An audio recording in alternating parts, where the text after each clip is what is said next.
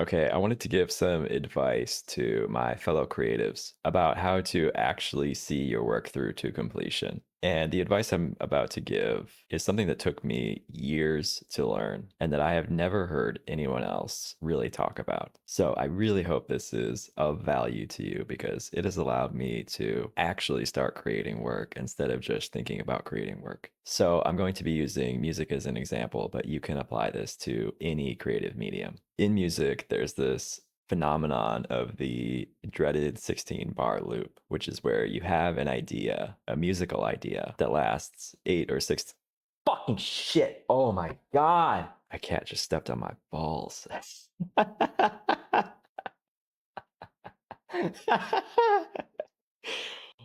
Oh, damn. That scared the shit out of me and it hurt like a motherfucker. Okay. Oh, God, that hurts. Fuck. Damn. Okay. All right. Okay.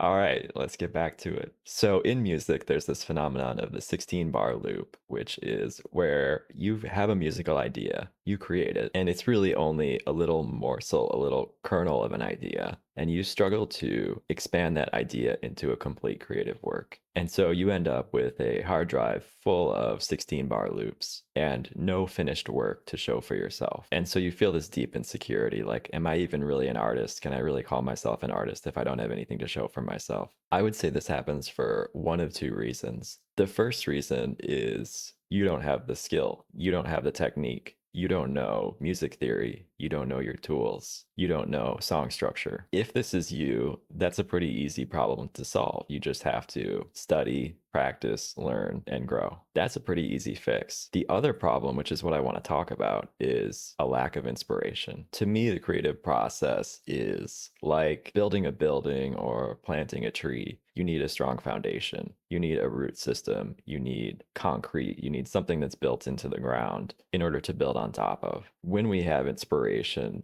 we call it a spark of inspiration because we need a spark to create a fire. I think what a lot of artists do is they think they're getting inspiration, but they're getting inspiration indirectly from other artists. I've often had this thought of, I really like this artist's work. I want to make work like them. And so you try and emulate them, but that doesn't work. That's how you get stuck in the 16 bar loop. That's how you get stuck in having a lot of incomplete projects. And the reason for that is the artist that you're trying to emulate, they created their work by being deeply inspired by something and distilling that thing down in order to convey a particular message. In other words, the work had a purpose, the work had inspiration. If you're just taking inspiration from somebody else who had inspiration, you're one step removed from the inspiration. In many cases, you're multiple steps removed from the inspiration, from the source of creativity, which is inspiration. So, what you're actually appreciating in an artist's work is their ability to take their inspiration and convert it into a finished product that conveys something to you emotionally. The mistake that artists make when they take inspiration from other artists is to think that it's the work itself that is the appealing thing that you should be trying to emulate. But really, you should be trying to emulate the process that got them to that finished work. So, when I say that you're far removed from the source of inspiration, what I mean is that oftentimes art becomes like a pastiche of a pastiche of a pastiche. And the kernel of truth, the morsel of emotional resonance or significance is no longer there. This is, I think, the biggest misconception about AI art, quote unquote art, right? Is that you can have art without that spark. This is why AI art is so uncanny. This is why, for somebody who is an artist, it doesn't resonate at all. But for somebody who is not an artist, it resonates with them because they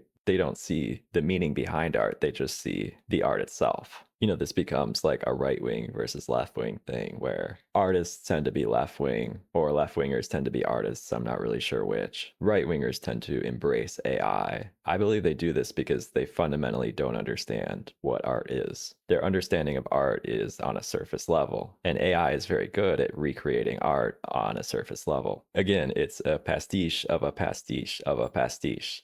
I see this a lot with dance music, right? We're so far removed from original countercultural rave movement And now we're seeing a sort of dance music revival, but it's made for home listening and it's made by people who don't actually dance. It's dance music, but it's not really dance music anymore. So, how do you avoid these pitfalls? I think it comes down to inspiration. And now here's where I'm going to start with the practical advice. A lot of times we get carried away with perfection as creative people. And I think the reason that we do this is related to what I'm talking about. Because the work has no foundation, we can really only critique it by judging the flaws in its details and in its craftsmanship. So this leads to a situation where you're paralyzed by perfectionism and you're judging the work on its technical merit rather than on the underlying message or inspiration, because there is no underlying message or inspiration. So the way you overcome perfectionism, the way you overcome this 16 bar loop or whatever it is, whatever the equivalent is in your medium, is by going back to the source and finding inspiration. And that can look like a number of different things. One technique that I really like is, let's say, for example, I want to increase my musical output. I want to finish music. What I might do is open up my DAW and start working, thinking, well, all I have to do is sit down and grind, and surely I can shell out some work. The problem that you run into is the problem of the 16 bar loop, right? You're stuck immediately because you don't know how to proceed any further because you haven't actually thought through what the point of the work of art is. So you basically just haven't put in the work and you're expecting things to just manifest and be meaningful and be significant and resonate emotionally, even though you haven't put in the work to figure out what that means. And you're paralyzed by perfectionism, which is stopping you from proceeding because you're looking at what you've already done and you're picking it apart because you're looking at the work itself rather than the message behind the work, because there is no message behind the work. I hope this makes sense. So, how do you find inspiration, practically speaking? You create it. It can look like a number of different things, but one example would be saying, I'm going to make a concept album. I'm going to make a soundtrack for something. I'm going to make a larger project. What happens when you do that is now you're no longer judging your 16 bar loop on its own merits. You're judging it as part of a larger work. And what this allows you to do is stop obsessing so much over the details and instead start obsessing over the thing that actually matters, which is the purpose of the work and the message of the work and the inspiration behind the work. Once you do that, everything else falls into place. If you're a creative person, you probably have a very strong imagination. So you need to be using it. You need to be utilizing it. You can't just rely on inspiration striking because it's not consistent, and that doesn't lead to consistent creative output if you're relying on inspiration to just strike out of nowhere. You have to actually seek out inspiration. And once you seek out the inspiration, once you have the inspiration, the work starts to assemble itself. And so you're no longer stuck in the 16 bar loop. You're no longer stuck in this draft stage because instead you have a message that means something to you. You have a vision. You have something that is occupying your imagination, and you want to find a way to express what it is that is occupying your imagination. And this doesn't have to be your own work. It can be maybe you take inspiration from a favorite book of yours and you want to make the soundtrack to that book, but you want to put your own spin on it. But I hope you understand how this is different from saying, I like so and so's music. I want to make music that sounds like that, right? That's very superficial. It's almost like a cargo cult or something. Like you think that by recreating the sonic qualities of a particular work of art, that your work is going to have significance and meaning. But the significance and meaning was already figured out by the artist that you're emulating, right? So what you have to do is you have to find your own significance and your own meaning. And that's what it really means to be an artist. This is connected with finding your voice, which is a journey that I've been on for, I would say, in the last couple of years. I've really realized the importance of finding your voice. And that could be your creative voice, your political voice, sharing your personal life and your stories. It could be a number of different things. But I guess to sum up, emulating the artists that you look up to is not the right path. It is a waste of time. You can't take inspiration from somebody else's inspiration. You have to find your own inspiration. And a lot of the roadblocks that you run into as an artist is that you don't realize the importance of inspiration. You don't realize that the inspiration comes before the work, and you're waiting on an inspiration rather than creating inspiration. The clearer the creative vision that you have is, the more effortless the creative process becomes. And you just start powering through roadblocks like they're not even there. Whatever it is for you as an artist, once you have that thing, the work just assembles itself based upon the guiding principles that you have determined and that you've decided on yourself. And that's why inspiration is so important, because it's the foundation of the creative work. And without it, you either get something that is a pastiche, you get something that's paying homage, right? You get something that's a copycat work like AI, but you don't really get real art, right? Like you don't really get something that's going to leave an impact on people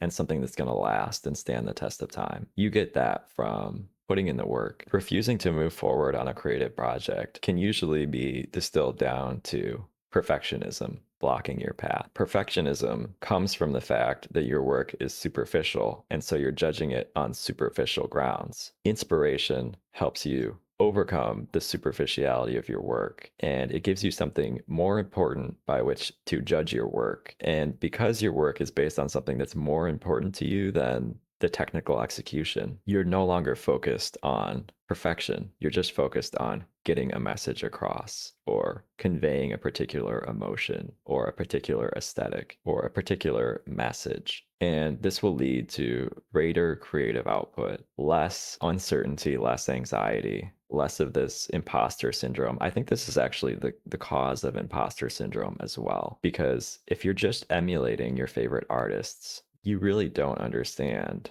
the creative process, because the creative process that they went through to make great work required them to distill down their inspirations. It required them to think about the meaning and the significance of the work. It required them to world build. It required them to come up with lore. It required them to use their imagination. And this is the creative process. The creative process is not just following a formula. This is the biggest misconception about art, is that it can be done by an algorithm and not by soul seeking. So I really hope this was helpful. If you give this a try, let me know how it goes for you, because this has been the biggest change in the way that I create within the last few years. And it's led to a much greater output and a much higher quality of work, because the quality of the work comes from something beyond the craftsmanship of the work. There's something more significant, which is the reason why we often resonate very strongly with works that are technically flawed. If anything, the technical flaws can often be endearing. So I think this is a really powerful method, because it helps overcome perfectionism. It helps overcome imposter syndrome. And these are two of the biggest barriers to the creative process. And it helps overcome a lack of direction. And I think solving this fundamental misunderstanding about what it means to be creative, what it means to be an artist, what it means to create work. So what are you being paid for?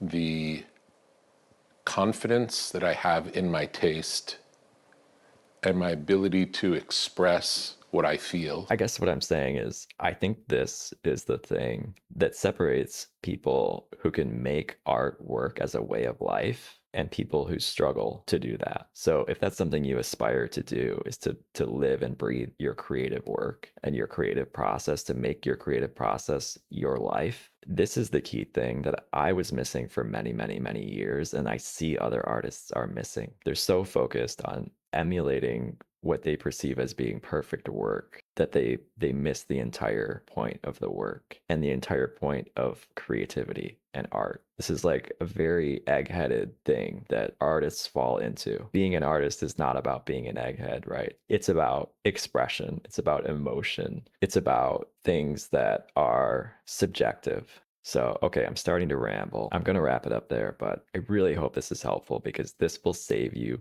years and years and years of wasted time if you take what I'm saying to heart. This is so significant. This is the thing that will unlock so much more of your full potential. All right, thank you for listening. They've forgotten their prayers. And here they are, waiting faithfully at the doorway to the sky.